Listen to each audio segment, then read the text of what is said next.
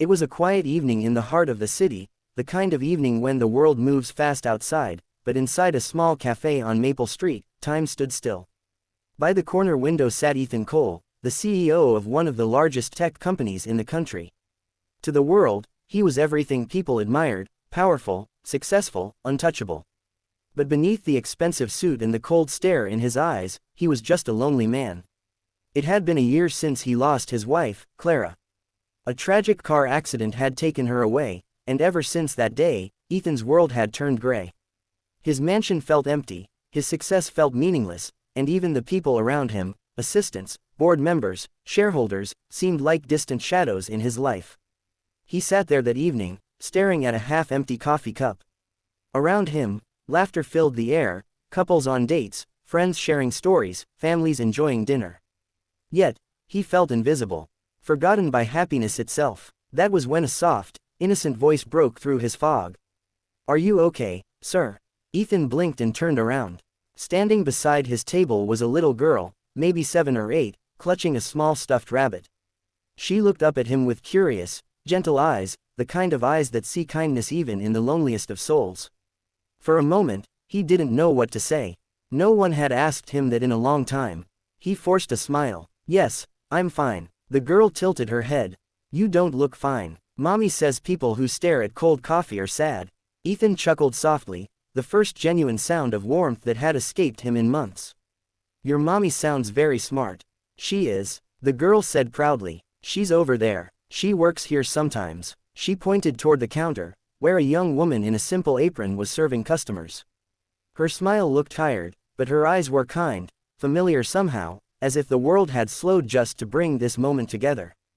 The little girl climbed onto the chair across from him without asking.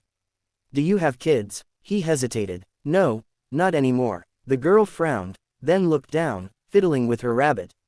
"Oh, I'm sorry, I didn't mean to make you sad." Ethan shook his head. "It's okay, sweetheart, you didn't." There was silence, soft, comfortable silence.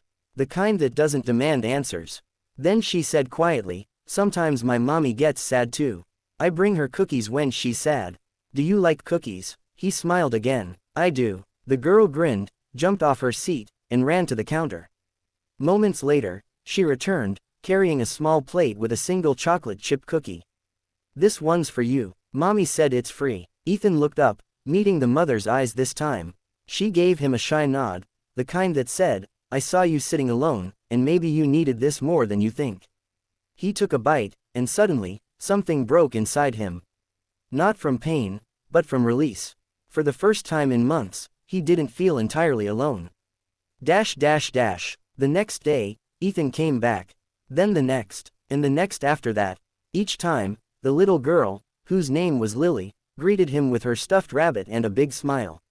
Each time, her mother, Grace, would serve him his usual coffee, their glances lingering a little longer. One afternoon, Lily said something that made his heart stop. "Mommy said you smile more now. I think you're her favorite customer."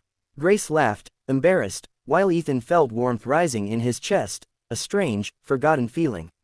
As the weeks went by, Ethan started helping out at the cafe. Fixing the leaky faucet, buying new furniture, and even reading bedtime stories to Lily when Grace worked late.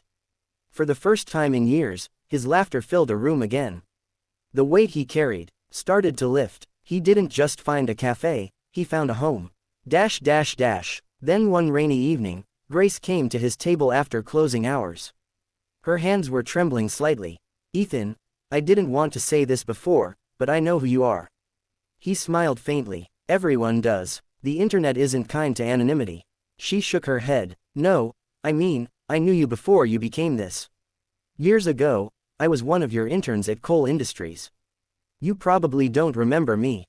He froze. A faint memory flickered, a shy, hard-working intern who had to leave suddenly to care for her newborn child. Grace smiled sadly. "You were the only one who said, 'Take care of yourself first.' No one else did." Ethan's eyes softened. "Grace, I didn't know that was you." She nodded, tears in her eyes. "And now you're sitting here, saving my cafe without even realizing it." He took her hand gently. "No, Grace, you and Lily, you saved me." Months passed, and the cafe became more than just a place for strangers. It became their place, filled with laughter, late-night stories, and the smell of coffee and cookies. Lily began calling him Uncle Ethan, though sometimes she'd slip and say, Dad. And Grace would blush every time.